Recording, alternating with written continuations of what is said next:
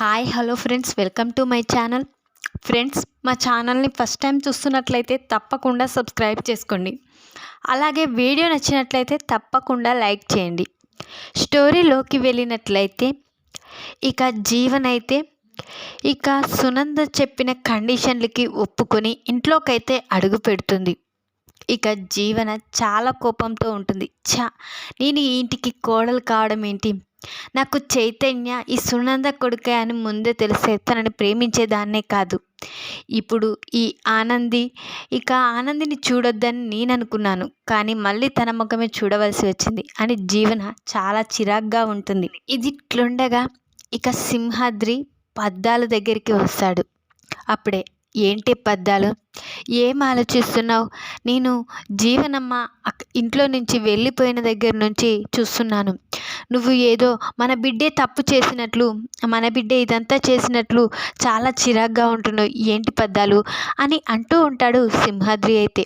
అప్పుడే పద్మ అయితే, అవునండి, మన బిడ్డే తప్పు చేయండి, మరే మన బిడ్డ తన ఇంటికి ఆ రోజు నైటు ఎందుకు తీసుకువెళ్ళింది? మళ్ళా గుడికి తీసుకువెళ్ళి పెళ్ళి ఎందుకు జరిపించింది? ఇక గుడిలో మన బిడ్డ ఉండడం ఏంటి అని ఇక అడుగుతూ ఉంటుంది పద్మ అయితే. అప్పుడే సింహాద్రి, ఏంటి పద్దాలు, మన బిడ్డని మనమే అనుమానిస్తే ఇక అందరూ ఏమనుకుంటారే అని అంటూ ఉంటాడు సింహాద్రి అయితే. అప్పుడే పద్మ, లేదండి, మన బిడ్డ తప్పు చేయలేదని మనం అనుకుంటున్నాం, కానీ అక్కడ లాయరమ్మ సూర్యంబాబులు చాలా బాధపడుతున్నారు.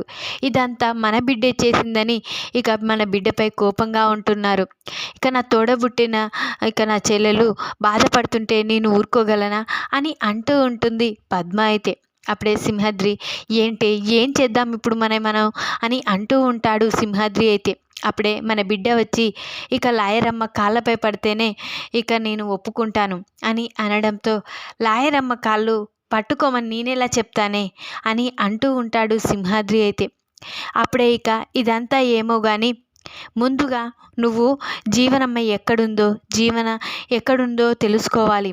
ఇక తన గురించి తెలుసుకున్నాకైనా తను ఒక ఇంటి కోడలని, తను ఒక మంచినే బ్రతుకుతుందన్న ఆలోచన వచ్చాక నేను జ్యోతమ్మకు అంతా చెప్తాను. జ్యోతమ్మ ఇక జీవన గురించి ఆలోచించకుండా దిగులు పడకుండా చూసుకుంటాను. ముందుగా నువ్వు ఆ ఇంటికి వెళ్ళయ్యా, మన బిడ్డని అడిగి తెలుసుకునిరా అని అంటూ ఉంటుంది ఇక పద్మ అయితే. వెంటనే సింహాద్రి, నీకోసమైనా నేను వెళ్తానే, నువ్వు ఇలా ఉంటే నేను కూడా చూడలేకపోతున్నాను అని సింహాద్రి ఇక ఆలోచించుకుంటూ ఇక ఆనంది ఇంటికైతే వెళ్తాడు.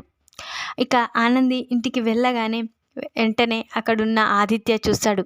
మామయ్య గారు, లోపలికి రండి, అక్కడే ఉన్నారేంటి అని అంటూ ఉంటాడు ఆదిత్య అయితే.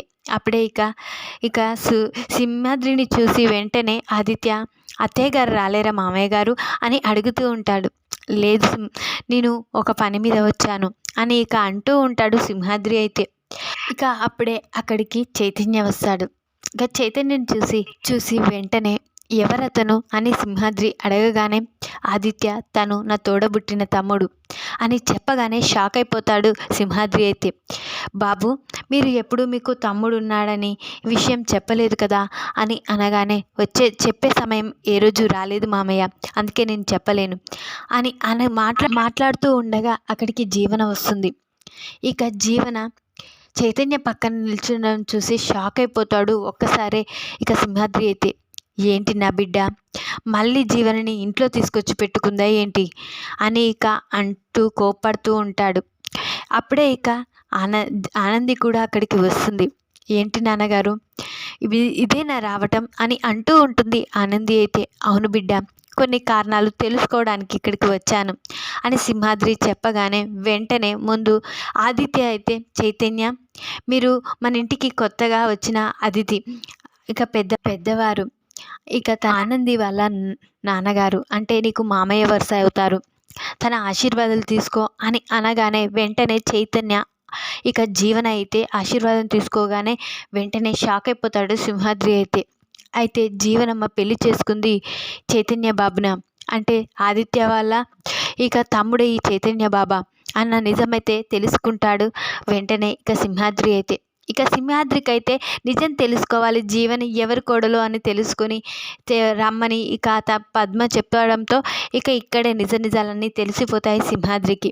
ఇక సింహాద్రి అయితే నేను వెళ్ళొస్తాను అల్లుడు గారు అని ఇక అక్కడి నుంచి వెళ్ళిపోతాడు. ఇంటికి వెళ్ళగానే అక్కడే ఉంటుంది పద్మ.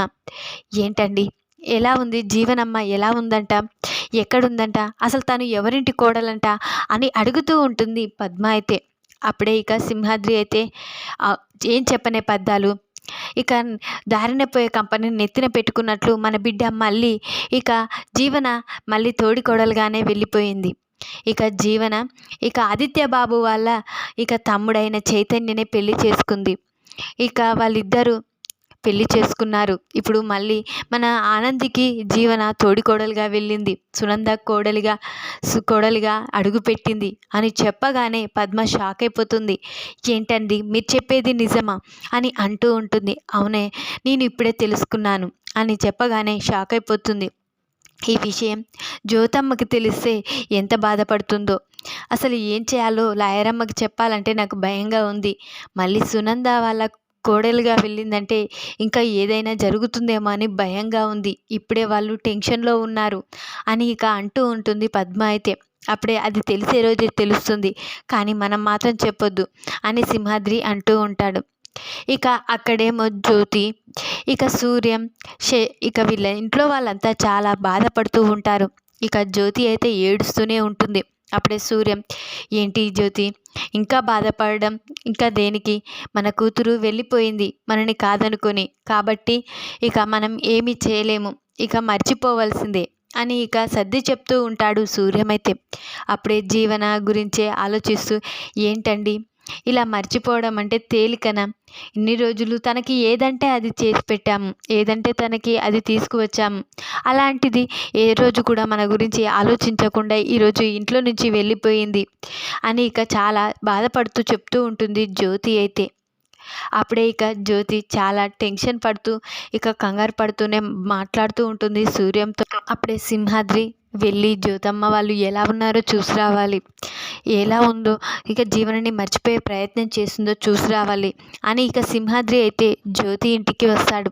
అప్పుడే ఇక సింహాద్రిని చూసి వెంటనే ఇందు ఇక యామిని అయితే చాలా కోప్పడతారు.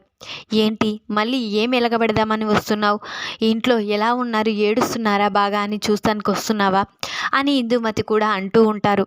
అప్పుడే సూర్యం, మాట్లాడకండి, తను ఏదో పని మీద వచ్చినట్లుంది అని అంటూ ఉంటాడు సూర్యం అయితే. అప్పుడే సింహాద్రి అయితే, లేదు బాబు, మీ గురించే, మీరు ఎలా ఉన్నారని చూద్దామని వచ్చాను, ఇక జీవనమ్మ గురించి ఆలోచించకండి అని అంటూ ఉంటుండు సింహాద్రి అయితే. అప్పుడే జ్యోతి, ఏంటి సింహాద్రి, జీవన గురించి ఆలోచించకుండా ఎలా ఉంటాము, ఇన్ని రోజులు పెంచి పెద్ద చేశాము, అలాంటిది మిమ్మల్ని కాదని వెళ్ళిపోతామా, కానీ ఇక తన కుటుంబం, తను ఎవరో తెలియని వ్యక్తిని పెళ్లి చేసుకుంది, ఇప్పుడు తను ఎన్ని కష్టాలు అనుభవిస్తుందో, తను ఎక్కడుందో ఏమైపోయిందో అని ఇక జ్యోతి అంటూ ఉంటుంది. అప్పుడే సింహాద్రి ఇక జ్యోతి బాధపడడం చూసి ఇక నిజం చెప్పేయాలి, ఇక జ్యోతమ్మ టెన్షన్ పెట్టుకొని ఇంకా చాలా బాధపడుతుంది, జీవన ఎక్కడుంటుందో, తను ఎవరి కోడలో ఇక తనకు తెలియదు కదా, అందుకనే జీవన ఏ పరిస్థితిలో ఉందని బాధపడుతుంది, కాబట్టి నిజం చెప్పాలి అని సింహాద్రి వెంటనే, లేదమ్మా, జీవనమ్మ ఇంతకంటే ఇంకా గొప్పింటికి కోడలయ్యింది అని చెప్పగానే జ్యోతి, సూర్యం ఇక అందరూ ఒకసారి షాక్ అయిపోతారు. ఏంటి సింహాద్రి, నువ్వు మాట్లాడేది అర్థం కావడం, నా కూతురు ఎవరింటి కోడలో తెలుసా, నీకు ఎక్కడుంటుందో తెలుసా అని చెప్పగానే, అవునమ్మా నాకు తెలుసు, తను సునంద కోడలే అని అనగానే ఒకసారి షాక్ అయిపోతుంది. సునంద కోడలేంటి, సునందకి ఆదిత్య ఒక్కడే కదా కుమారుడు అని అనగానే, లేదమ్మా, మనకు తెలియని విషయం కూడా ఒకటి ఉంది, సునందకి 2 కుమారులు, పెద్దవాడు ఆదిత్య, చిన్నవాడు చైతన్య, ఇప్పుడు జీవనమ్మ పెళ్లి చేసుకుంది చైతన్యనే అని చెప్పగానే షాక్ అయిపోతారు. అప్పుడే ఇక వెంటనే ఇక జీవన దగ్గరికి వెళ్ళి రావాలి, జీవన్ని ఎలా చూసుకుంటుందో ఏమో అని టెన్షన్ పడుతూ ఉంటుంది జ్యోతి అయితే.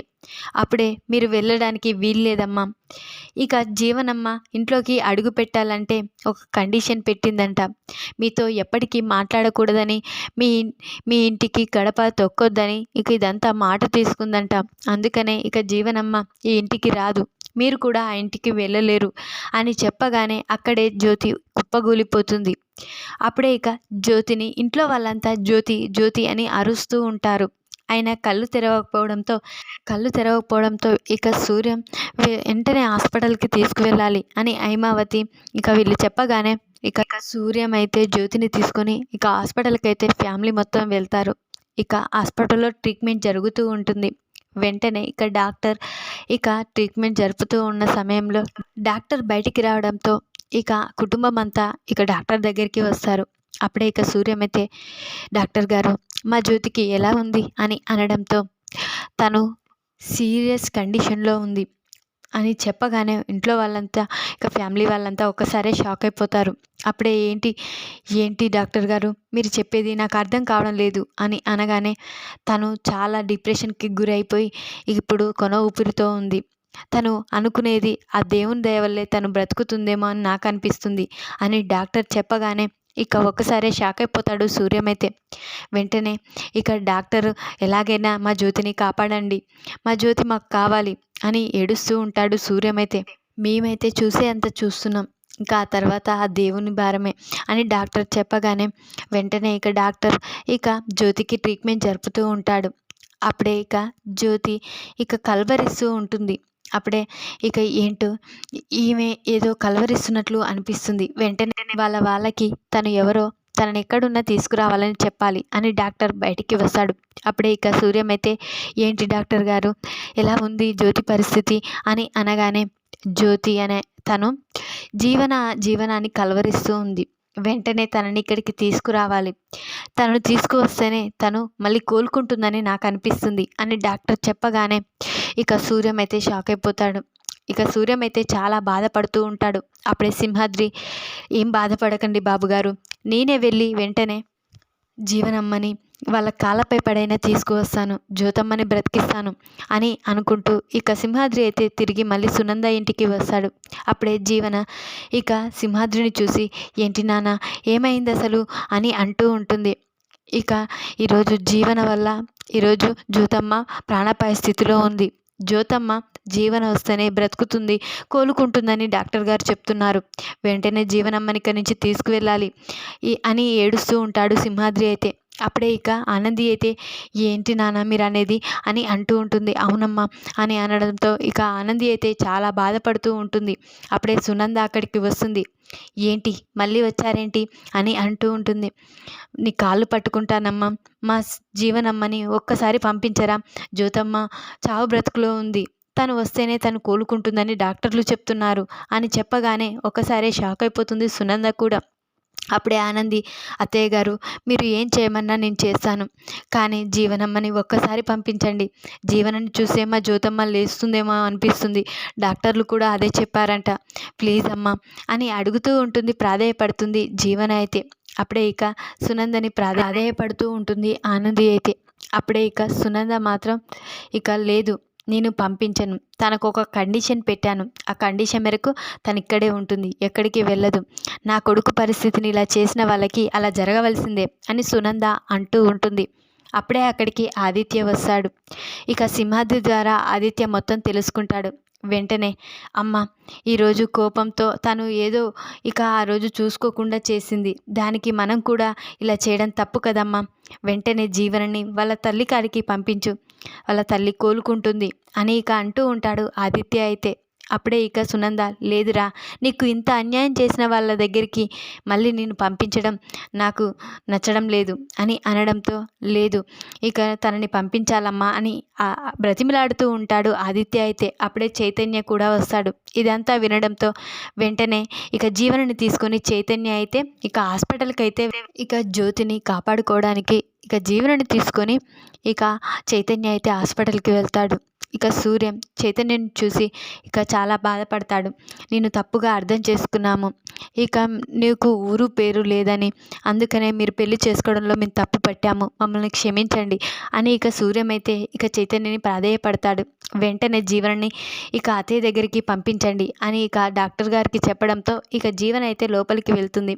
ఇక జీవన ద్వారానైతే తిరిగి కోలుకుంటుంది జ్యోతి అయితే.